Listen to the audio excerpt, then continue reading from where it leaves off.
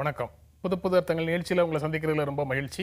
இன்றைய நிகழ்ச்சியில் பங்கேற்பதற்காக மார்க்சிஸ்ட் கம்யூனிஸ்ட் கட்சியின் அருணன் அவர்களும் பாரதிய ஜனதா கட்சியின் SR சேகர் அவர்களும் நமது அரங்கத்துக்கு வந்திருக்கிறாங்க. வணக்கம்.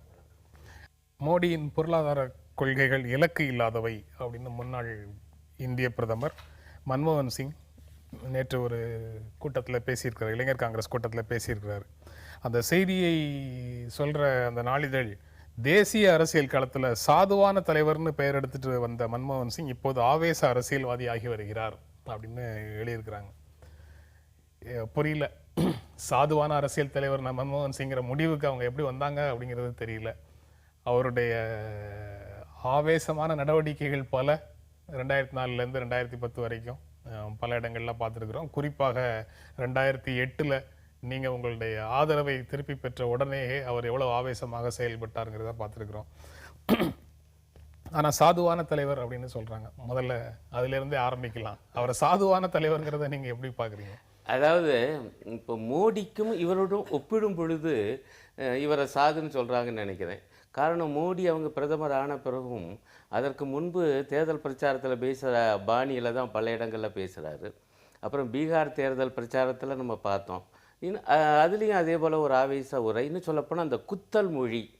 பிரதமர் பதவிக்கு வந்தவங்க பொதுவாக ஒரு நிதானமாகத்தான் பிற கட்சிகளை விமர்சிப்பாங்க.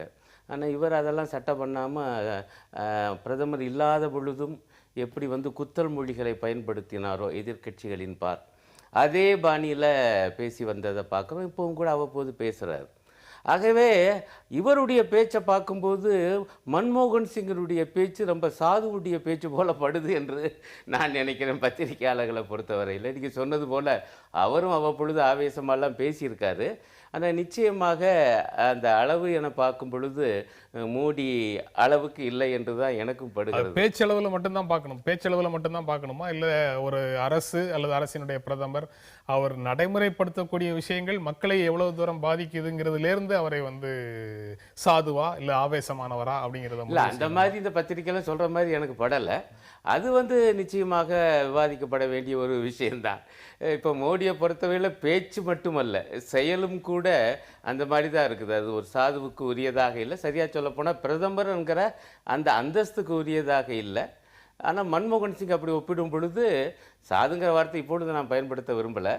ஆனால் ஒப்பிட்ட அளவில் இவ்வளவு தூரம் எந்த வகையிலும் பெரிய தீவிரவாதியாக இல்லைன்னு தான் எனக்கு படுது. தீவிரவாதினா இந்த அர்த்தத்தில் சொல்கிறேன். சாதுக்கள் நிறைந்த கட்சி உங்களுடைய கட்சி. ஆனால் சாதுங்கிற பட்டத்தை மன்மோகன் சிங் அவங்க கொடுக்குறாங்க. இல்லை, அதாவது ஒவ்வொருத்தரும் ஒரு ஸ்டைல் ஆஃப் ஃபங்க்ஷனிங். அவர் பேசிக்கலி ஒரு பொருளாதார நிபுணர். அவர் காங்கிரஸில் இருக்கிற தலைவர்களை எல்லாம் யாரையாவது கொண்டாந்து வச்சோம்னா அதுக்கு ஒருவேளை நேரு குடும்பத்தை விட்டு காங்கிரஸே போய் விடுமோ என்கின்ற பயத்தில் இந்த மாதிரி ஒரு பொது மேடையில் நான் இந்த வார்த்தைகள்லாம் பிரயோகப்படுத்தக்கூடாது. ஒரு அப்பராணி, ஒரு புள்ளப்பூச்சி அப்படிங்கிற நம்ம கலோக்கியலாக சொல்லக்கூடிய விஷயங்களுக்கு சமமான நபர் என்று தீர்மானிக்கப்பட்ட அல்லது நம்பிய மன்மோகன் சிங்கை அந்த நாளிதழ் என்ன மீனிங் சொல்லுதோ அதே மீனிங்கை தான் நீங்களும் சொல்றீங்க அப்படின்னு. இல்லை, நாங்கள் கொஞ்சம் அந்த மாதிரி ஒரு பிரதமராக இருந்தவரை சொல்லுவது, அவர் அப்படிப்பட்டவர் இல்லை அப்படிங்கிறது தான் அவருடைய 10 ஆண்டு கால நடவடிக்கைகளில் புரிந்து கொண்ட ஒரு செய்தியாக இருக்குது. இல்லை, அதாவது இப்போ இன்றைய அவருடைய பேச்சு முழுவதுமே காங்கிரஸினுடைய நலிந்து தொய்ந்து இடிந்து போயிருக்கிற காங்கிரஸுக்கு தெம்பு ஊற்ற ஒரு முயற்சி. நீங்கள் கூட ஜனாதிபதிக்கு அவர் மனு கொடுக்க வர்றப்போ பார்த்தீங்க, அவர் ரொம்ப பிரிஸ்காக முன்னால் நிறுத்தி வச்சுருந்தாங்க அவரை. அதுக்கப்புறம் நடையில் அவர் இல்லை, நடைப்பயணத்தில் அவர் இல்லை. அதுக்கப்புறம் மறுபடியும் வந்தால் அது உடல் ரீதியான ஏதாவது ப்ராப்ளமாக இருக்கலாம். இருந்தாலும் ஒரு 10 ஆண்டு கால பிரதமரை ஒரு அரசியல் களத்திலிருந்து வெளியே கொண்டு வந்து விட்டால் அது அவர்களுக்கு இவ்வளோ நாள் சம்பாதித்து வைத்த ஒரு இமேஜ் குறைந்து போகும் என்கின்ற பயத்தில் அவரை இப்போ முன்னிறுத்தி அவர் ஒவ்வொருவர்களையும் பேச வேண்டிய கட்டாயத்தில் இருக்கிறார். இன்னும் சொல்லப்போனால் அந்த 3 பேர், ராகுல், சோனியா, அடுத்தது மன்மோகன் சிங் என்கிற 3 பேர்லேயும் மிகப்பெரிய பேச்சாளர்களோ அல்லது செய்திகளை சொல்வதோ அடிக்கடி ப்ரெஸ்ஸை மீட் பண்ணுறதோ இல்லை. எழுதி கொடுத்ததை பேசுபவர்கள் அப்படிங்கிற ஒரு இமேஜ் அவர்களுக்கு இருக்கிறது. எனவே அதுக்கு கீழே இருக்கிறவங்க தான் பேசுகிறாங்க. எனவே மன்மோகன் சிங்கை ப்ரொஜெக்ட் பண்ண வேண்டிய கட்டாயம் காங்கிரஸுக்கு இருக்கிறது. அதனால் அவர் பேசியிருக்கிறார். இந்த பேச்சு உங்களுக்கு நினைவூட்ட விரும்புகிறேன். பிரதமர் நரேந்திர மோடியும் செய்தியாளர்களை சந்திப்பவராக இல்லை. அடுத்த நாடு சொல்ல இல்ல, ஆனால் பிரதமர் நரேந்திர மோடி செய்தியாளர்களை சந்திக்காவிட்டாலும் செய்தியாளருக்கு தேவையான அத்தனை விஷயங்களை அன்றாடம் அந்தந்த நிமிடங்களிலே உடனே போய் செய்கின்ற ஒரு அமைப்பு இருக்கிறது. ஒருவேளை என்ன, செய்தியாளர் கேள்வி கேட்கின்ற ஒரு விஷயம் அவருக்கு இல்லை, ஆனால் செய்தியாளர்களும் பொது தளத்திலே கேட்கிறார்கள், அதற்கு பதிலும் கூட சொல்லிக் கொண்டிருக்கிறார் நேரடியாக. நான் ஒரே ஒரு சின்ன விஷயம் கேட்கிறேன். நரேந்திர மோடியை சொல்லுகின்றவர்கள் 10 ஆண்டு காலம், ஏன் 10 ஆண்டு காலம், சோனியா காந்தி பொறுப்புக்கு வந்ததிலிருந்து எத்தனை பிரஸ் மீட் நடத்தியிருக்காங்க, எத்தனை முறை பிரஸ் மீட் நடத்தியிருக்காங்க, பாராளுமன்றத்தில் பேசியிருக்கிறார், அல்லது பிரஸை, அதாவது முதல்ல தீர்மானிக்கப்பட்ட பிரஸையாவது சந்திச்சிருக்காங்களா? 1-2 தடவை தான் சந்திச்சிருக்காங்க. இதில் நான் சொல்ல வேண்டிய 2 விஷயம். அப்புறாணி பிள்ளை பூச்சிங்கிற வார்த்தையெல்லாம் பயன்படுத்தினேன். ஆனால் எனக்கு என்ன ஞாபகம் வருதுன்னா, இடதுசாரிகள் ஆதரவை வாபஸ் பெற்றவுடன் தனது ஆட்சியை தக்க வைத்துக் கொள்வதற்காக எப்படியெல்லாம் ஆட்களை பிடிச்சாரு. இன்னும் கூட சொல்ல போனால் இவங்க எம்பி தான் நினைக்கிறேன், பணத்தை கொடுத்தாங்கன்னு சொல்லி பணத்தை கொண்டு போய் நாடாளுமன்றத்தில் கொட்டி காண்பிச்சாங்க. ஆக நம்ம அப்படியெல்லாம் அந்த பேச்சு பாணியை வச்சு இவங்களையெல்லாம் அப்புறாணி பிள்ளை பூச்சி என்று எடை போடக்கூடாது. ஒன்று. 2வது, நண்பர் சொல்றது நான் ஒன்றில் நான் மாறுபடுறேன். அவர் விஷயம் கொடுக்கலாம் பிரதமர், ஆனால் பிரதமர் பத்திரிகையாளர்களை சந்திப்பது என்பது மிக முக்கியம். அப்பதான் அவங்களுடைய கேள்விகளை ஒரு உள்வாங்கி பதில் சொல்லணும்ல, அதையும் தவிர்க்கிறாரு. இதில் சோனியா காந்தி ஒப்பிடுவது நியாயம் அல்ல. இவர் பிரதமர், அவங்க ஒரு கட்சியினுடைய தலைவர் தானே. அவை நாட்டு மக்கள் ஒரு கட்சி தலைவர் பேசாமல் இருக்கலாம், அதாவது நிருபர்களை சந்தித்து பேசாமல் இருக்கலாம், ஆனால் பிரதமர் ஏன் தவிர்க்கிறாரு? அது நியாயமா படல. ஒரு விஷயத்தை கிளாரி பண்ணுறேன். தொடர்ந்து இது மீடியாக்களில் தொடர்ந்து சொல்லப்பட்டுக்கிட்ட ஒரு விஷயம். நரேந்திர மோடி பத்திரிகையாளர்களை நேரடியாக சந்தித்து பத்திரிகையாளர் கூட்டத்தில் பேசவில்லை என்கின்ற குற்றச்சாட்டு. ஆனால் பத்திரிகையாளர்கள் சம்பந்தப்பட்ட அத்தனை விஷயங்களை அவர் தந்து கொண்டிருக்கிறார். இவர்களுக்கு தேவை என்னன்னா, மீடியாவில் அவர் பேசணும், நாங்கள் எதிர்கேள்வி கேட்கணும், அது ஒரு கான்ட்ரவர்சி ஆக்கணும், அன்றைக்கு அது பெரிய செய்தி ஆகணும். இன்னும் சொல்ல போனால் அடுத்த பத்திரிகையாளர் கூட்டம் வரை இருக்கின்ற ஒரு கான்ட்ரவர்சி உருவாக்கணும் என்கின்ற அவர் ஆதங்கத்துக்கு தீனி போடுவதற்கு தயாரில்லை. காரணம், வளர்ச்சியை மட்டும் பற்றி ஒரு அச்ச உணர்வா, அச்ச உணர்வு இல்ல. உங்களுடைய குறும்புக்கு நாங்க தீனி போட விரும்பல. நீங்க தான் பேன பெருமாளாக்கக்கூடியவர்கள், அதையும் எதிர்கொள்ளத்தானே வேணும். நேரு காலத்துல அப்படி எதிர்கொண்டு தானே வந்திருக்காங்க. இது என்ன நியாயம்? அந்த மன்மோகன் சிங்கினுடைய பேச்சினுடைய உட்பொருளுக்கு வந்துரும், உள்ளடக்கத்துக்கு வந்துரும். மோடியினுடைய பொருளாதார கொள்கைகள் இலக்கு இல்லாதவை அப்படின்னு சொல்றாரு. நீங்க கிட்டத்தட்ட மன்மோகன் சிங்கினுடைய அனைத்து பொருளாதார கொள்கைகளையும் அப்படியே சிறு சிறு மாற்றங்களோட நடைமுறைப்படுத்தி கொண்டிருக்கக்கூடிய அரசு அப்படின்னு நரேந்திர மோடி அரசை நீங்க சொல்றீங்க. ஆனா அவர் இது இலக்கு இல்லாதவைன்னு சொன்னா அவரும் இலக்கு இல்லாமல் போனாலுங்கிற பொருள் வருது உங்க பார்வையின்படி. அதாவது அந்த பேச்சை உள்ள படிச்சு பார்த்தா, இந்த திட்டக்குழுவை கலைச்சாங்க பாருங்க வந்த உடனே, அது எவ்வளவு தவறு என்பதைத்தான் அழுத்தமாக உள்ள அவர் பேசியிருக்கார். அது நியாயமான விமர்சனம். அந்த கோணத்திலிருந்து ஒரு திட்டக்குழு என்றால் அது ஒரு இலக்கை வகுக்கும். திட்டம் என்றாலே எதிர்காலம் குறித்த ஒரு ஆய்வு இப்பவே. அப்போ ஒரு இலக்குகளை நிர்ணயிப்பது அளவு ரீதியாகவும் குண ரீதியாகவும். அப்போ திட்டக்குழுவே இல்லை என்றால் எதிர்காலம் பற்றிய ஒரு பார்வையே இல்லாமல் போய்விடுகிறது மத்திய அரசுக்கு என்கிற கோணத்திலிருந்து அவர் இந்த வாக்கியத்தை சொல்லியிருக்கிறார் என்று எடுத்துக்கொள்கிறார். அந்த வகையில் அது சரிதான். இந்த வித்தியாசம் இருக்குது. மன்மோகன் சிங் ஆட்சியில திட்டக்குழுவாவது இருந்தது, மோடி ஆட்சியில் அதுவும் இல்லை. ஒண்ணு, இப்போ இலக்குகள் ஒவ்வொரு ஆண்டுதோறும் வரக்கூடிய நிதிநிலை அறிக்கை மட்டும்தானா? அதுதான் அர்த்தமாகுது. நிதிநிலை அறிக்கை என்பது ஒரு வகையான திட்டம் தான். ஆனால் ஒரு 5 ஆண்டு அல்லது ஒரு 7 ஆண்டு என்கிற ஒரு தொலைநோக்கு பார்வையை கொடுத்த சில திட்டக்குழு, அது சில புள்ளி விவரங்கள்லாம் சேகரித்து அதை வைத்து ஒரு தொலைநோக்கு இலக்குகளை நிர்ணயிச்சது அல்லவா, அது இன்றைக்கு இல்லாமல் போயிடுச்சு. அதை விட மிக முக்கியம், நீங்கள் கேட்ட அந்த கேள்வி, இவர் இந்த கோணத்தில் இலக்கு இல்லைங்கிறார். ஆனால் என்னை பொறுத்தவரை மோடி அரசுக்கும் இலக்குகள் இருக்குது. அது அடிப்படையில் மன்மோகன் சிங் அரசு எத்தகைய பொருளாதார கோட்பாடுகளை கடைப்பிடிச்சதோ அதை இவர்கள் வெறுமன கடைப்பிடிக்கிறார்கள் என்பது மட்டுமல்ல, அதை இன்னும் மோசமான வடிவத்திலே தீவிரமாக கடைப்பிடிக்கிறார்கள். இப்போ 2 உதாரணம் சொல்ல வரேன், ரொம்ப எளிமையானது. இவங்களை பொறுத்தவரையிலையும் இலக்கு என்பது அந்நிய மூலதனத்தையும் உள்நாட்டில் இருக்கக்கூடிய சில குறிப்பிட்ட பெரிய கார்ப்பரேட் நிறுவனங்கள் அவங்கள வளர்த்தால் போதும் என்கிற பார்வை இருக்கு. இப்போ உதாரணமாக 15 இனங்களிலே அந்நிய மூலதனத்துக்கு எவ்வளவு அந்த தளர்வுகளை உருவாக்கினார்கள் என்று பார்க்கலாம். தனியாக விவாதிக்க வேண்டியது. இன்னொன்னையும் பார்க்கணும். ஒரு 17 இனங்களுக்கு இருந்த மத்திய மாநில கூட்டு திட்டங்கள், அதில் மத்திய அரசினுடைய பங்கை குறைச்சிருக்காங்க. 75-25. மத்திய அரசுடைய நிதி உதவி 75%, மாநில அரசுடைய நிதி உதவி 25% இருந்ததை இப்போ மத்திய அரசு 60, மாநில அரசு 40 கொடுக்கணும். இதில் அடிபடுறது என்னன்னா அனைவருக்குமான ஆரம்ப கல்வி திட்டம், சத்துணவு திட்டம் போன்றவையெல்லாம். ஆக ஒரு புறம் வெகு மக்களுக்கான அந்த நலத்திட்டங்களை வெட்டுவது, இன்னொரு புறம் உள்நாட்டு வெளிநாட்டு பெருமுதலாளிகளுக்கு மட்டும், அவர்களை மட்டும் நம்புகிற அந்த பொருளாதாரத்தை நோக்கி போவது என்கிற தெளிவான நோக்கோடு தான் அவங்க செயல்படுறாங்க. இரண்டு விஷயங்கள் அவர் விளக்கமாக சொன்னது, சுருக்கமாக சொன்னா 2 விஷயங்கள். அளவையும் குணத்தையும் இலக்காக கொண்ட ஒரு திட்ட கமிஷனை இல்லாமல் செய்தது. அதனால அது இலக்கில்லாத ஒரு பொருளாதார கொள்கைன்னு சொல்வதற்கு காரணமாகுது. 2வது, இலக்கோட தான் இருக்கீங்க, அது வந்து பெரு நிறுவனங்களுக்கு சாதகமான ஒரு இலக்கு அப்படின்னு 2 விஷயங்களுக்கு நீங்க என்ன பதில் சொல்லுங்க? இல்லை, இந்த 2 விஷயத்தில் அதாவது வந்து திட்ட கமிஷன் வந்து இலக்கோடு இருந்தது, அதை வந்து கலைத்து விட்டார்கள். அதனால் அண்ணா ரொம்ப அவங்க இடதுசாரி ரொம்ப கவலைப்படுறாங்க. இலக்கோடு இருந்தது 65 ஆண்ட இலக்கிலே இந்திய பொருளாதாரத்தை தூக்கி நிறுத்து, வறுமையை ஒழித்து, வேலைவாய்ப்பை கூட்டி, இந்தியாவில் வந்து ஒரு பலம் பொருந்திய நாடாக மாற்றி இங்கே பிரச்சனையே இல்லாமல் இருந்துச்சு அப்படிங்கிற ஒரு நிலைமையை உருவாக்கவில்லை. பிரச்சனையே இல்லாம இருந்துச்சு. பிரச்சனை என்பது நான் சொல்லுங்க 47ல என்ன நிலைமை இருந்தது அப்படிங்கிறதையும் நீங்க சேர்த்து தானே பார்க்கணும். எஸ், 47 இருந்த நிலைமையோடு 2014 இருக்கிற நிலைமையை கம்பேர் பண்ணி அதன் மூலமாக வளர்ச்சி நிச்சயமாக இருக்கும். ஆனால் அது தேவையான வளர்ச்சியா, செய்திருக்க வேண்டிய வளர்ச்சியா, நாம் போக வேண்டிய தூரத்திற்கான இலக்கை வந்து நாம் எட்டி இருக்கிறோமா, இதெல்லாம் பார்த்தா இல்லை. ஆனால் நித்தி ஆயோக், அதனால தான் நித்தி ஆயோக் அண்ணன் வந்து ரொம்ப நல்லா சொன்னார், இலக்கு அளவு எதிர்காலம்லாம். இந்த இலக்கு அளவு எதிர்காலத்தை மாநிலங்களே தீர்வு செய்து கொள்ளுங்கள், உங்களுடைய மாநில வளர்ச்சியை பற்றி நீங்கள் கவலைப்படுங்க. இதுவரையில் வந்து நான் வந்து திட்ட கமிஷனை பற்றி பெருசாக பேசலாம். இப்போ மாநில முதல்வர்கள் அதில் அங்கம், அவர்கள் டேக்கன் இன்டு கான்ஃபிடன்ஸ், அவர்கள் சொல்லுகின்ற அவர்கள் மாநில டெய்லர்டு இல்லை, அவர்கள் தங்களுக்கு தேவையான ரெடிமேட் ஷர்ட் இல்லை, அவர்களாக தைத்துக் கொள்ளலாம் என்கிற நிலைமையை உருவாக்கினார்.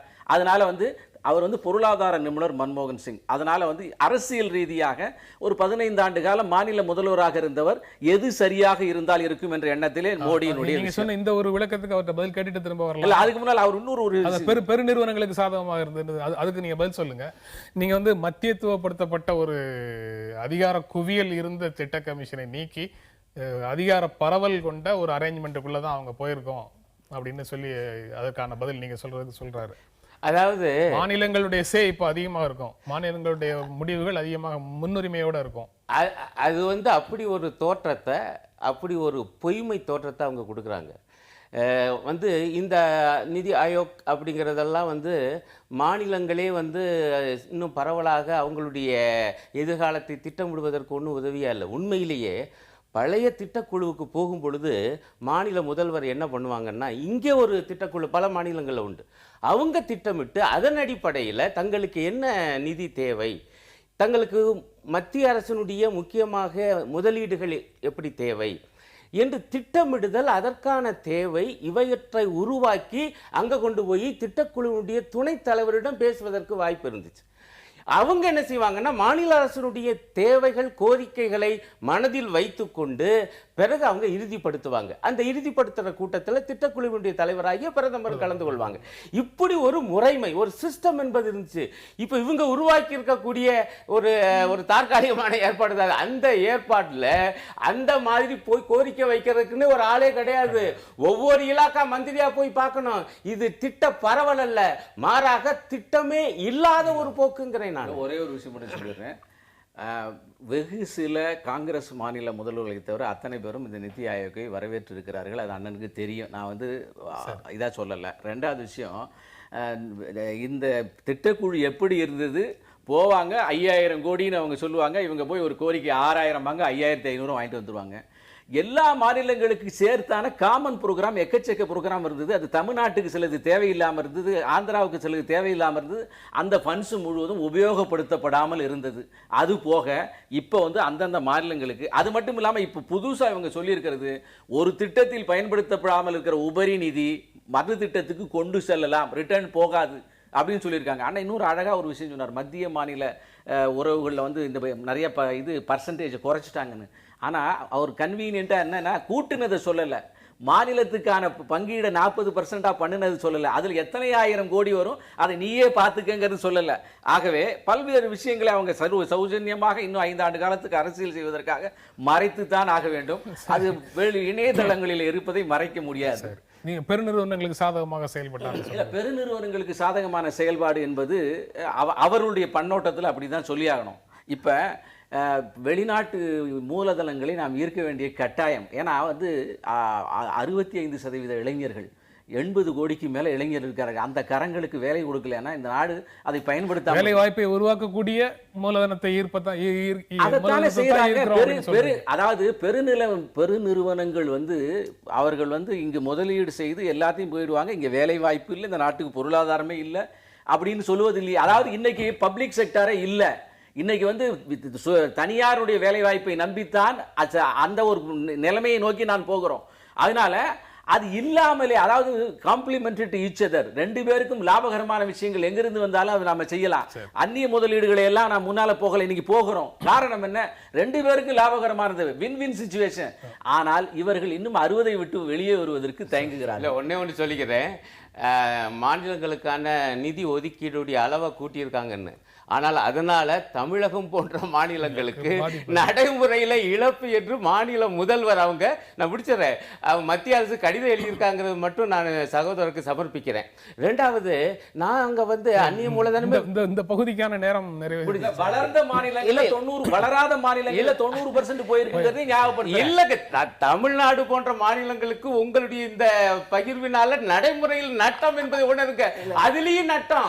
இப்ப என்ன பண்ணிட்டீங்கன்னா, இந்த மத்திய மாநில கூட்டு நிதி திட்டங்கள் இப்ப என்ன பண்ணிட்டீங்கன்னா, மாநில அரசு தலையில கைய வைக்கிறீங்க, அதை 40% கூட்டிட்டீங்க. மொத்தத்துல தமிழ்நாட்டுக்கு நட்டம் மோடி ஆட்சினால என்பதுதான் நிதர்சன உண்மை. இல்ல, உண்மை சொல்றேன், நீங்க தயவு செய்து ஏற்றுக்கொள்ளுங்க. அதாவது தமிழக பாஜக தலைவர்களால நான் சொல்றேன், இந்த திட்டத்தினால தமிழகத்துக்கு நட்டம்ங்கிறதை எடுத்து சொல்லுங்க. 12% நிதி அதிகப்படுத்தினது எத்தனை ஆயிரம் கோடி வரும்? அந்த கணக்க போட்டு இதை விசாரித்தாதானே தவிர குறைந்திருக்கிறது என்பது ஸ்டாட்டிஸ்டிக்ஸ் தனக்கு சாதகமாக ரீடிங் வருமானம் எத்தனை ஆயிரம் கோடி, அந்த வரவை இவர்கள் என்ன பண்ண போறாங்க? தொடர்ந்து பேசல. ஒரு இந்து மதத்தை சேர்ந்த ஒரு பெண்ணும் கிறிஸ்தவ மதத்தை சேர்ந்த ஒரு ஆணும் பழனி முருகன் கோயில்ல திருமணம் செய்து கொண்டார்கள். அது இந்து மத இந்து திருமண சட்டத்தின் கீழ் அந்த திருமணம் பதிவு செய்யப்பட்டிருக்குது. அந்த மாதிரி அதை பதிவு செய்யணும்னா இருவரும் ஒரே மதத்தை சேர்ந்தவர்களாக இருக்கணும், இந்து மதத்தை சேர்ந்தவர்களாக இருக்கணும். இதே ஒருவர் கிறிஸ்தவராகவும் ஒருத்தர் இந்துவாகவும் இருந்து செய்து கொண்ட இந்த திருமண சட்டத்தின்படி செய்து கொண்ட திருமணம் செல்லாதுன்னு நேற்று சென்னை உயர்நீதிமன்றம் ஒரு தீர்ப்பு கொடுத்துருக்குது. அதாவது அது ஸ்பெஷல் மேரேஜ் ஆக்டில் சிறப்பு திருமண சட்டத்தின் கீழே பதிவு செய்திருந்தால் அது செல்லும், இப்படி பண்ணியிருந்தா செல்லாது. கிறிஸ்தவ திருமண சட்டத்தின் கீழே பண்ணணும்னாலும் இருவரும் கிறிஸ்தவர்களாக இருக்க வேண்டும் அப்படின்னு சொல்லி நீதிமன்றம் சொல்லுது. சட்ட ரீதியாக பார்க்கும்போது அது சரியாக தெரியுது. ஆனால் அதை தாண்டி அதில் வேற ஏதேனும் சிக்கல்கள் இருக்கா அப்படிங்கிறத தெரிந்து கொள்கிற ஒரு ஆர்வத்தில் கேட்குறவங்ககிட்ட. அதாவது சட்ட ரீதியாக அப்படி தான் இருக்குது. உண்மையில் என்ன பிரச்சனைன்னா, அண்ணல் அம்பேத்கர் தான் பழைய இந்து சட்டத்தை மாற்றுவதற்கு பெரும் முயற்சி பண்ணார். அரசியல் சாசன அந்த சட்ட வரைவு குழுவினுடைய தலைவராக இருந்து கொண்டு அந்த பணியை செய்து கொண்டிருந்த பொழுதே 1940களிலேயே இந்து சட்டத்தில் என்னென்ன திருத்தங்கள் செய்ய வேண்டும் என்பது குறித்து அவர் நிறைய பேசினார், எழுதினார். அதற்கான வேலையை செய்து கொண்டே இருந்தார். பிறகு அவர் இந்த மாதிரி அரசுக்கு வந்த பிறகும் அதே பணியை தொடர்ந்து செஞ்சார். அரசியல் சாசனத்தை அந்த வேலை முடிஞ்சு 50ல் அது நடைமுறைக்கு வந்த உடனேயே அவர் உடனே எடுத்துக்கொண்டது சட்ட அமைச்சர் என்கிற முறையில் இந்து சட்டத்தில் திருத்தம் கொண்டு வரணுங்கிறது. அதுக்கு அப்பொழுது நேருவும் ஏற்றுக்கொண்டார். ஆனால் கடுமையான எதிர்ப்பு இந்து பழமைவாதிகள் மத்தியிலிருந்து வந்தது, குறிப்பாக இந்து மகா சபையிலிருந்து வந்தது. அப்போ அந்த மாதிரியாக எதிர்ப்பு வந்த நிலைமையில் இந்த புதிய அரசியல் சாசனத்தின்படி 52ல் தான் தேர்தல் வரப்போகுது முதலாக அனைவருக்கும் வாக்குரிமைங்கிற அடிப்படையில். நேரு கூட அந்த நேரத்தில் இதெல்லாம் வேண்டாம், ரொம்ப கட்சிக்குள்ளே கடுமையான எதிர்ப்பு வருது காங்கிரஸுக்குள்ளே, அவே வேண்டாம் என சொன்னார். அவே மந்திரி சபையிலிருந்து அம்பேத்கர் ராஜினாமா செய்ததற்கு அது ஒரு முக்கிய காரணம். இப்படி இருந்த நிலைமையில் அவர் வெளியேறி போயிட்டார். பிறகு இதே நேரு அமைச்சரவை 52 தேர்தலில் மீண்டும் ஆட்சிக்கு வந்த பிறகு அவங்க இந்த சிறப்பு திருமண சட்டம் என்பதை நிறைவேற்றுறாங்க. இதில் வந்து என்ன பிரச்சனை தீருதென்றால், மதம் மாறி இருந்தாலும் வெவ்வேறாக இருந்தாலும் ஒரு ஆணும் பெண்ணும் திருமணம் செய்வதற்கு அதற்கு முன்பு ஒரு சட்டபூர்வமான ஏற்பாடு, ஒரு உறுதியான ஏற்பாடு இல்லாமல் இருந்துச்சு. அந்த பிரச்சனை இந்த சட்டத்தின் மூலமாக தீர்த்து வச்சாங்க. அதற்கு பிறகு 55, 56ல் இந்து சட்டத்தில் இருந்து ஒவ்வொன்றா தனித்தனியாக எடுத்து இந்து திருமண சட்டம், இந்து தத்தெடுப்பு சட்டம் என்று தனித்தனி சட்டங்களாக கொண்டு வந்து அவற்றில் நிறைய நல்ல மாறுதல்கள் செய்யப்பட்டன. 55, 56ல் தான். இல்ல இப்போ கடைசி அமைச்சர் அந்த அடிப்படையில் பார்த்தீங்கன்னா இந்த தீர்ப்பு என்பது சட்டபூர்வமாக ஸ்பெஷல் மேரேஜ் ஆக்ட்ல பதிவு செய்திருந்தால் சரி, இல்லை என்றால் அவர்கள் வந்து ஒரே மதத்தை சார்ந்தவர்களாக மாறணும் அப்படின்னு சொல்லி வருது. கிறிஸ்தவ திருமண சட்டத்தின்படி பண்ணணும்னா அவர் வந்து பெண் வந்து கிறிஸ்தவராக மாறணும் அல்லது ஆண் கிறிஸ்தவராக மாறணும். இந்து திருமண சட்டத்தின்படினா யார் ஒரு இந்து இல்லையா அவர் இந்து மதத்துக்கு மாறணும் அப்படின்னு சொல்றதை நீங்க எப்படி பாக்குறீங்க? இல்ல, அதாவது மத மாற்றத்தை தூண்டுகின்ற வகையில ஒரு சட்டம் இருக்கு அப்படின்னு சொல்ல முடியுமா? இல்ல, அதாவது உயர் நீதிமன்றங்கள் வந்து இதயத்தை ஆஃப் செய்துவிட்டு சட்டத்தை மட்டும் ஆன் செய்து சொல்லுவதாக சொல்லலாம். ஆனால் பல்வேறு இடங்களில் இதயத்தை திறந்து வச்சு அது காமன் இது பிஏஎல்லாம் சொல்லியிருக்கு. இந்த விஷயத்தில் நான் பார்க்க வேண்டியது என்னன்னு கேட்டால், இந்து கோவில்களிலே மதம் மாற்றம் செய்யப்படுவது இல்லை. அவங்க வந்த உடனே யார் என்ன சொன்னாங்களோ அதை செஞ்சுறாங்க. இதே மாதிரியான திருமணங்கள் சர்ச்சுகளிலோ மசூதிகளிலோ நிச்சயமாக 2 பேரும் ஒரே மதத்துக்கு வராமல் நடத்தப்படுவது இல்லை என்பது தெரிகிறது. இப்ப நான் சொல்லக்கூடிய விஷயம்னா இதுல மிக முக்கியமான விஷயம், தேவாலயங்கள்ல திருமணம் நடக்கும், மசூதிகள்ல திருமணம் நடத்தி வைக்கிறாங்களா? இல்ல அதாவது அந்த திருமணங்கள் மசூதியில் நடக்காட்டா கூட 2 பேரும் எந்த மதத்தில் இருந்தாலும் அந்த மதத்துக்கு மாற வேண்டும் என்பது அவர்களுடைய, அல்லது அந்த திருமணமே நடக்காது. இப்போ நான் கேட்குறது, பல்வேறு விதமான நம்மளுடைய எண்ணங்களிலே பெரிய மாறுபாடுகள் வந்திருக்கிறது. டாலரன்ஸை பற்றி நம்ம அதிகமாக பேசுகிறோம். ஒரு ஆணும் ஒரு பெண்ணும் அந்தந்த மதங்களிலே இருந்து கொண்டு அவர்கள் வந்து அவருடைய வாழ்க்கையை கொண்டு செல்ல முடியாதா என்றால் கொண்டு செல்ல முடியவில்லை என்கின்றது தெரிகிறது. அதை வந்து குறிப்பாக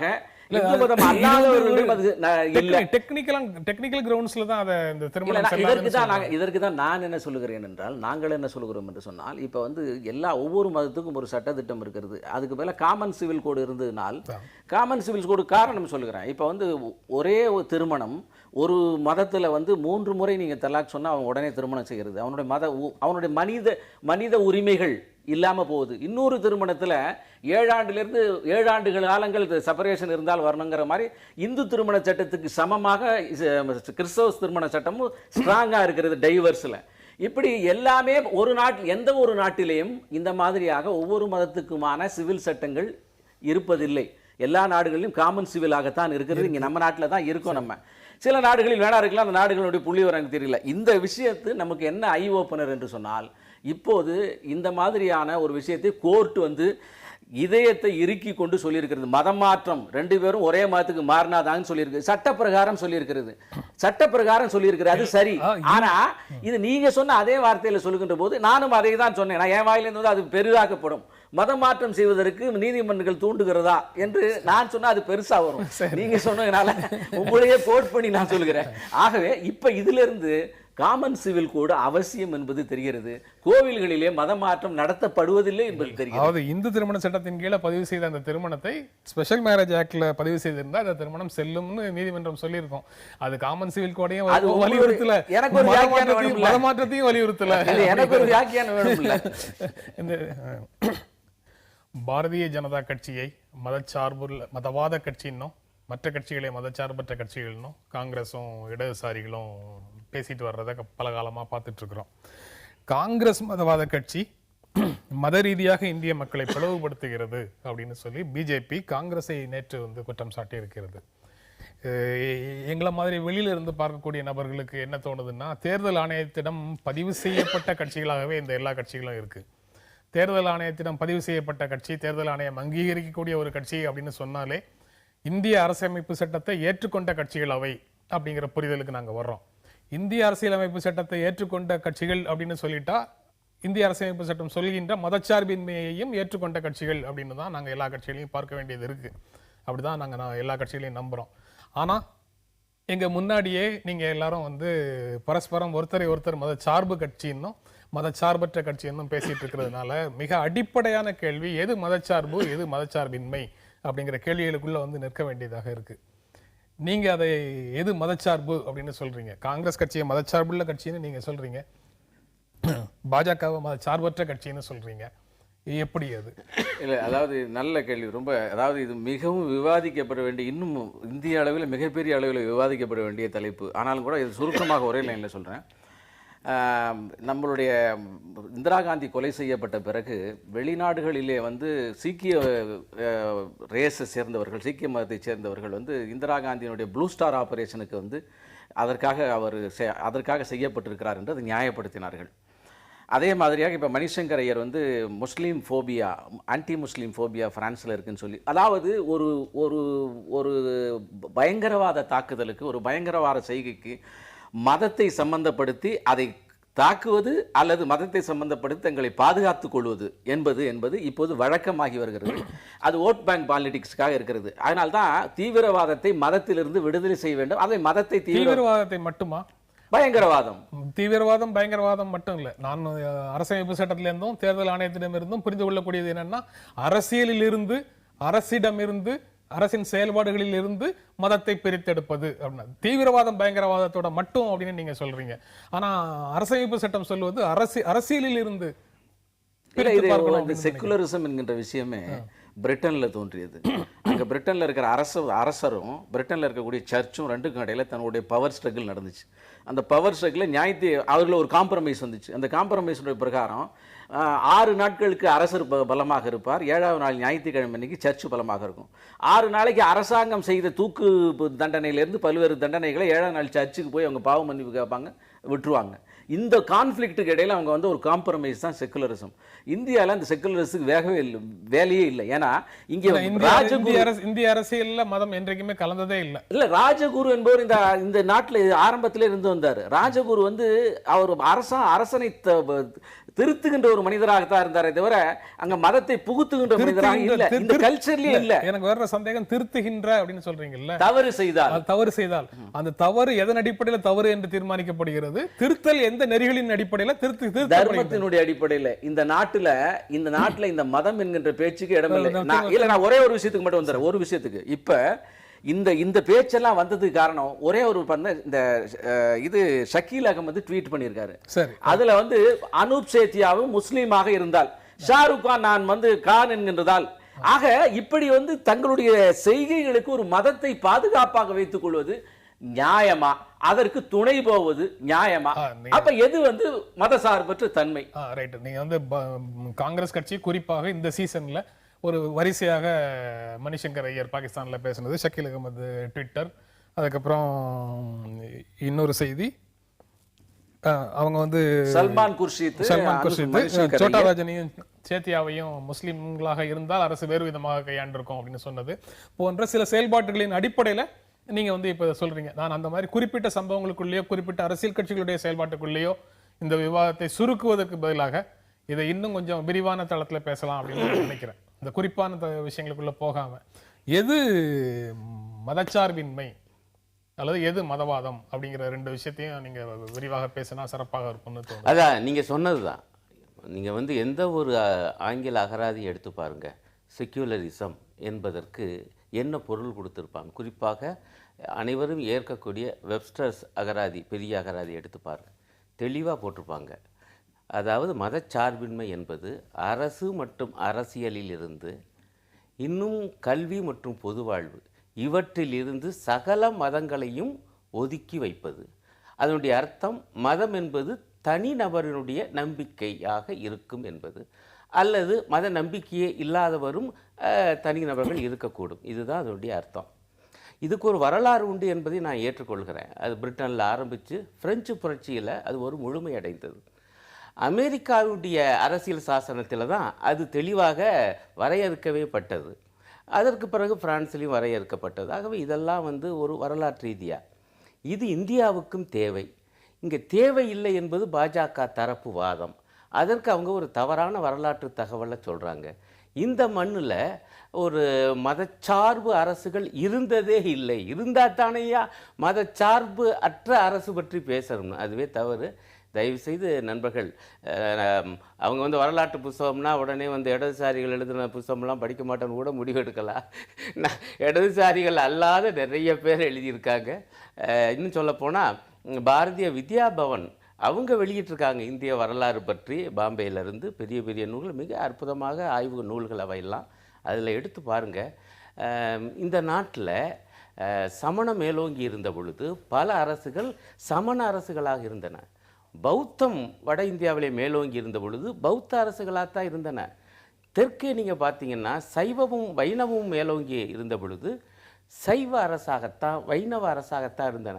இன்னும் கொடுமை என்னன்னா, ராஜா மாறினால் சமணத்திலிருந்து சைவத்துக்கு அப்படின்னா உடனே மக்களும் மாற வேண்டும் என்று கட்டாயப்படுத்திய வரலாறுகள் எல்லாம் உண்டு.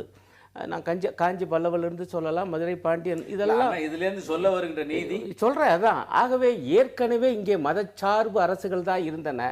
அதன் காரணமாக அரசும் அரசியலும் மக்களுக்கு, வெகு மக்களுக்கு மிகப்பெரிய கேட்டை விளைவித்தன.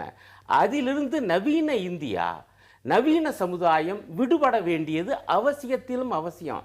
இதை உணர்ந்துதான் இந்த நாட்டிலே, இந்த நாட்டிலும் மதச்சார்பற்ற அரசு வேண்டும் என்கிறது வந்தது. அதுதான் கிட்டத்தட்ட அதனுடைய சாரம் அப்படித்தான் இருந்துச்சு. நம்முடைய அரசியல் சாசனம் அந்த சொல் இல்லாமல் இருந்தது. அந்த சொல்லை புகுத்தினாங்க.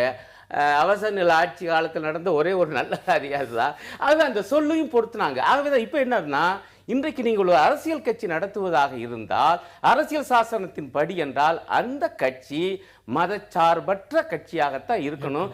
இன்னும் மக்கள் பிரதிநிதித்துவ சட்டத்தில் இன்னும் அதுக்கு விளக்கம் வேற கொடுக்கப்பட்டிருக்கு. ஆகவே அந்த அடிப்படையில் தான் இருக்கணும். ஆனால் அது வந்து பெயர் அளவிலும் சட்ட ரீதியாகவும் தான் அப்படி இருக்க ஒழிய நடைமுறையில் சில கட்சிகள் உண்மையிலேயே மதச்சார்பற்ற கட்சிகள் தானா என்கிற மிகப்பெரிய கேள்வி இருக்கிறது. இல்லை, நிறைய விளக்கங்கள் எல்லாம் சொன்னார். நான் முழுவதுமாக அவருடைய இதிலேருந்து மாறுபடுகிறேன். இந்த நாடு மதசார்பற்ற நாடு. இந்த மதம் இந்து மதம் மதசார்பற்ற மதம். எல்லாரையும் வந்தாரை வாழ வைக்கக்கூடிய மதம். இந்த நாடு, இந்த மதமும் மதசார்பு உள்ளதாக இருந்திருந்தால் இந்த நாட்டில் பாகிஸ்தான் போல, அரேபியா போல வேற எந்த மதங்களுமே இருந்திருக்க முடியாது. இது சகிப்புத்தன்மையும் உள்ள நாடு, வரவேற்கின்ற நாடு. அதனால் அவர் என்ன ஒரு ஆதாரங்கள் அவருடைய அடிப்படையில் கொடுத்தாலும் நிதர்சனமான நிலைமையில் அது இல்லை. இரண்டாவது, நீங்கள் சொன்ன அந்த கேள்விக்கு நான் பதில் சொல்கிறேன். மதசார்பற்ற தன்மை, அரசு மதத்திலிருந்து விலகி இருக்க வேண்டும். இது வந்து மதசார்பற்ற தன்மைக்கு சொல்லக்கூடிய விக்கிபீடியாவிலிருந்து என்சைக்ளோபீடியாவிலும் இருக்கக்கூடிய விஷயங்கள். ஆனால் இன்றைக்கு இருக்கக்கூடிய சூழ்நிலையில் மதசார்பற்ற தன்மை என்பது என்ன என்கின்றால், முஸ்லீம் லீக்கோடு கூட்டு சேர்ந்தால் மதசார்பற்ற கட்சி, பாரதிய ஜனதா கட்சியோடு கூட்டு சேர்ந்தால் மத சார்பு உள்ளது. முஸ்லீம் லீக்ல முஸ்லீம்களை தவிர வேறு யாரும் கிடையாது. பாரதிய ஜனதா கட்சியில முஸ்லீம்கள் உட்பட எல்லா மதத்துக்காரர்களும் இருக்கிறார்கள். பாரதிய ஜனதா கட்சி எந்த மதத்துக்கு எப்போது இடைஞ்சல் வந்தாலும் அதை தட்டி கேட்கின்ற கட்சி. முஸ்லீம் லீக் முஸ்லீம்களுக்கு மட்டுமே இருந்தால் மட்டும் தட்டி கேட்கின்ற கட்சி. இதையே தான் காங்கிரசும் இடதுசாரிகளும் மற்றவர்களும் செய்து கொண்டிருக்கிறார்கள். பாரதிய ஜனதா கட்சி இந்துக்களுக்கு தட்டி கேட்கின்ற போது அது மத சார்பு உள்ளதாக சித்தரிக்கப்படுகிறது. இந்தியாவினுடைய இன்றைய மத சார்பு உள்ள தன்மை, ஒரு முறையில முடிச்சது, இந்தியாவினுடைய இன்றைய மதசார்பற்ற தன்மை என்பது இந்துக்களை ஒதுக்கி வைத்துவிட்டு மற்றவர்களை தாஜா செய்வதுதான் இந்தியாவின் மதசார்பற்ற தன்மை, அல்லது பாரதிய ஜனதா கட்சிக்கு எதிரான விஷயம் மட்டுமே இந்தியாவின் மதசார்பற்ற. அருணன் வந்து பல விஷயங்கள்ல விளக்கமாக சொன்னாரு. நீங்க அந்த விளக்கத்திலிருந்து மாறுபடுகிறேன் அப்படின்னு சொல்லிட்டு எப்படி மாறுபடுறீங்கிறது அதை விளக்காம கடைசி ஒரு வரி சில கட்சிகள் மதச்சார்பற்ற கட்சிகள் தானாங்கிற கேள்வியை முன்வைக்கிறேன்னு சொன்ன அந்த ஒரு வரிக்கு மட்டும் நீங்க எந்தெந்த கட்சிகள் எல்லாம் உங்க பார்வையில மதச்சார்பு கட்சிகளோ அந்த மதவாத கட்சிகளோ அதெல்லாம் நீங்க சொல்றீங்க. அதற்கு முன்னால இந்திய அரசே அப்ப கிடையாதுன்னு வச்சுக்கோங்க. அப்போ அங்க துண்டு துண்டாக இருந்த சமஸ்தானங்கள்னு வச்சுக்கலாம், பேரரசுகள் சமஸ்தானங்கள், அந்த அரசுகள் எல்லாம் மத சார்போட தான் இருந்தன அப்படின்னு சொல்றதுக்கு உங்களுக்கு மாற்று கருத்து ஏதாவது?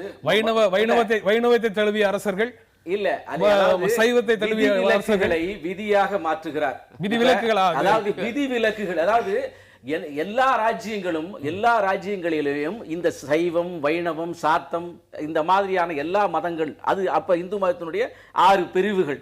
அவர்கள் அந்தந்த ராஜாக்கள் வாதங்களிலே வெற்றி பெறுவார்கள். கத்தி முனையிலே மாற்றப்படவில்லை, ஜிஹாத் சொல்லப்படவில்லை, பத்வா விதிக்கப்படவில்லை, கத்தி முனையிலே மாற்றப்படவில்லை. அவர்கள் அந்த ஐடியாலஜி நான் ஏற்றுக்கொண்ட பிறகு, வாதத்திலே வெற்றி கொண்ட பிறகு மாறினார்கள். அது வாதம் பிரதிவாதம் என்கின்ற தன்மையிலே தொடர்ந்து இருக்கக்கூடிய ஒரு விஷயம். ஆனா இவர்கள் படையெடுத்து மாற்றினார்கள். உங்களுடைய ஒவ்வொரு குறிப்பான தகவலுக்கும் மாற்று கருத்து அவர்கிட்ட இருக்கான்னு கேட்டுட்டு திரும்ப வந்துடுறேன். நீங்க வாதத்தோட மட்டும்தான் அந்த மாற்றங்கள் நடந்ததா? இல்ல, கத்தி முனையில் தான் நடந்துச்சு. ஆனால் அவருடைய வடிவம் எப்படி இருந்துச்சுன்னா கழுமரமுனையாக இருந்தது. இப்போ நீங்கள் பாருங்கள், மிக தெளிவான ஆதாரங்கள் இருக்குது. இன்றைக்கு கூட கழுமரத்தை பூஜிக்கக்கூடிய மக்கள் இருக்காங்க, காத்தவராயனை நினைவுபடுத்தும் பொழுது. ஆகவே இந்த கொடுமை நிகழ்ந்தது என்பதுக்கு மதுரையில் நடந்தது என்பது மிகப்பெரிய உண்மை.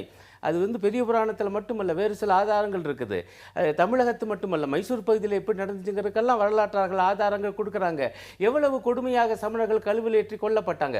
இன்னும் ஒன்று சொல்கிறேன், வந்து இந்த புராணங்களையெல்லாம் நம்ம சாதாரணமாக ஒதுக்கி தெளிவிட முடியாது. அங்கே நிறைய கற்பிதங்கள், கற்பனைகள், புனைவுகள் இருக்கும். ஆனால் அதற்கு உள்ளுக்க வந்து சில யதார்த்தங்களும் இருக்குது.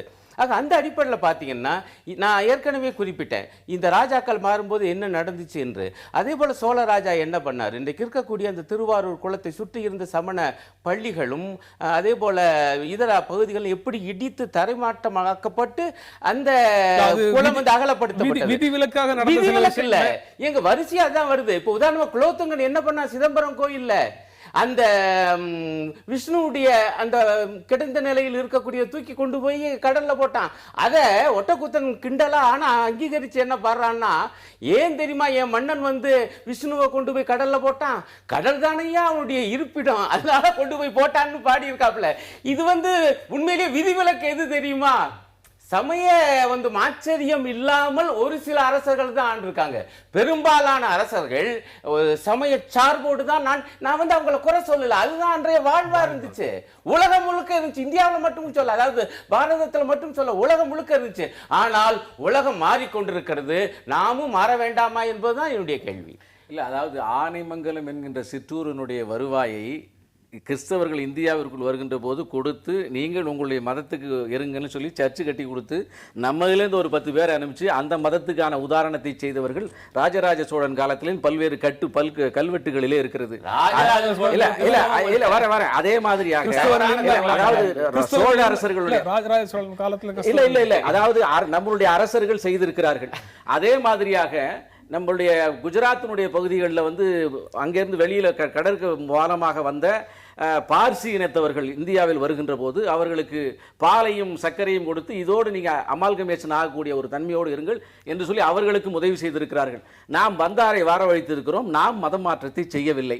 அதே மாதிரி இந்தியாவில் எடுத்தப்பட்ட பல்வேறு படையெடுப்புகளிலே கத்தி முனையிலேயும் அந்த குரானுடைய முனையிலேயும் மாற்றப்பட்டிருக்கிறது. கிறிஸ்தவம் வந்தபோது ஏராளமாக மாற்றப்பட்டிருக்கிறது.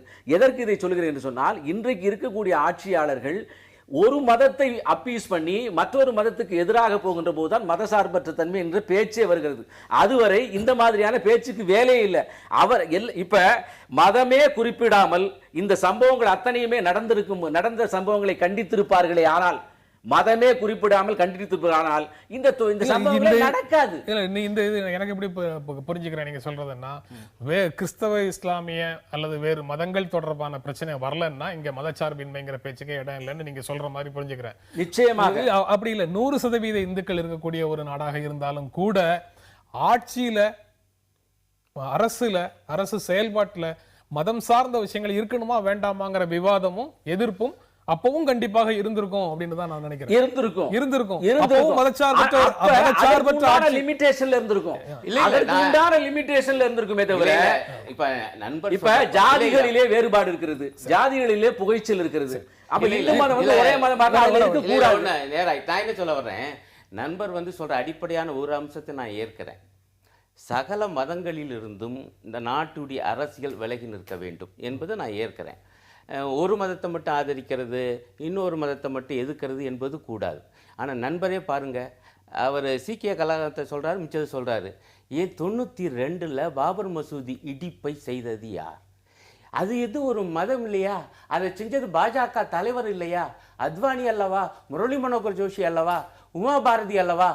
எப்படி வந்து ஒரு அரசியல் கட்சியை ஒரு அதற்கான திட்டமிட்டு ஒரு மிகப்பெரிய படையை திரட்டி கொண்டு போய் ஒரு மக்களுடைய புனிதமாக கருதுகிற ஒரு மசூதியை இடித்து தகர்த்து, அதற்கு பிறகல்லவா இந்த நாட்டிலே சமீப காலத்தில் மிகப்பெரிய மத மோதல்கள் நிகழ்ந்தன. அதை மட்டும் அவர் கவனமாக தவிர்த்து விட்டார். ஆக விஷயம் வந்து இல்ல நீங்க இப்ப கவனமா தவிர்த்தீங்க, ஆக சிக்கல் அது மட்டும் இல்ல. இன்னைக்கு வரைக்கும் இவர் வந்து காங்கிரஸ்காரங்க பேசிய பேச்ச சொல்றாரு. ஆனால் சமீப காலமாக குறிப்பாக மோடி அவருடைய ஆட்சி வந்த பிறகு இந்த மத விவகாரத்தை பத்தி பேசியது ஒரு முதலமைச்சர், பாஜக முதலமைச்சர், ஹரியானா முதலமைச்சர் என்ன பேசுறாரு? இங்கே முஸ்லிம்கள் தொடர்ந்து வாழலாம், ஆனால் மாட்டு இறைச்சி சாப்பிடக்கூடாது என்று நிபந்தனை விதிக்கிறார். ஒரு முதலமைச்சர் இப்படி மதத்தின் அடிப்படையில் பேசுவது மதத்தின் அடிப்படையில் மக்களை பிளப்பதா இல்லையா? இல்ல அண்ணனுடைய பதில் ஒரே ஒரு நிமிஷத்துல முடிச்சிடறேன். இந்தியாவினுடைய பல்வேறு கோவில்கள், மாலிகாபூர் போன்ற வெளிநாட்டுக்காரர்கள் வந்து இங்கு படையெடுத்த போது அவைகள் சிதிலமடைந்திருக்கிறது, ஆக்கிரமிக்கப்பட்டிருக்கிறது. அவற்றிலே சில இடங்களிலே காசியும் மதுராவும் அயோத்தியும் இந்து மக்கள் மிக புனிதமாக கருதக்கூடிய இடங்களிலும் அந்த மசூதிகள் இருந்திருக்கிறது. இது வந்து பேச்சுவார்த்தையின் மூலமாக இதை வந்து திருப்பி தந்திருக்க வேண்டிய கடமை மற்ற மதத்தினருக்கு இருக்கிறது. பல்வேறு காரணங்களுக்காக அப்ப சொல்றேன் நான் 92க்கு முன்னால அப்ப அவர்கள் வந்து இந்த அங்க வந்து தொழுகை நடத்தப்படவில்லை என்று பல்வேறு அதுக்கு ஆதாரங்கள் சொல்லப்பட்டிருக்கிறது. ஆக சௌஜன்யமாக இந்த நிலைமையை கொண்டு போயிருக்க வேண்டியதற்கு இல்லாத ஒரு சூழ்நிலையில ஆக்கிரமிக்கப்பட்ட மீட்க வேண்டும் என்கின்ற எண்ணம் மெஜாரிட்டி மதத்துக்கு இருக்க கூடாது. தூண்டுகின்ற எண்ணத்தை ஏன் செய்கிறார்கள்? தூண்டுகின்ற சட்டவிரோத செயலை நண்பர் சட்டவிரோத செயல் அல்ல, சட்டவிரோத செயல் அல்ல. ஆக்கிரமிக்கப்பட்ட ஒரு பகுதியை ஒரு ஜனக்கூட்டம் போன போது அது வந்து ஜனக்கூட்டத்தை யாருக்கு கொண்டு போனது? அதாவது நீங்க மசூதியின் கூட ஏற்க வேண்டாம்ங்க, ஆனால் ஒரு கட்டடத்தையாவது இடிப்பதற்கு உங்களுக்கு யாருங்க உரிமை கொடுத்த? வன்முறை செயல், ராமனுடைய புனித பூமி பகுதியை ஆக்கிரமிப்பதற்கு அவர்களுக்கு யார் உரிமை?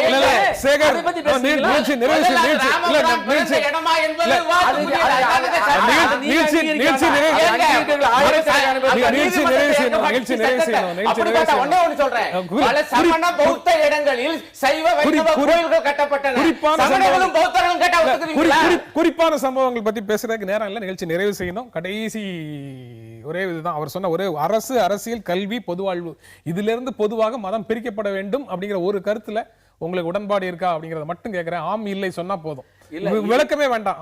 இந்த நாட்டுக்கு புதிதல்ல. இந்த நாட்டு மக்கள் எப்போதுமே மத சார்பற்றவர்கள். இந்து மதம் வலிமையா இருக்கின்ற போது, மெஜாரிட்டியா இருக்கும் போது அது நடைமுறைப்படுத்தப்படும், அது என்கரேஜ் பண்ணப்படுகிற போது இந்த பிரச்சனை. அதாவது திரும்ப விவாதத்துக்கு இழுக்கிறாரு, பதில் சொல்ல வேண்டாம் தயவு செய்து, நேரம் இல்ல.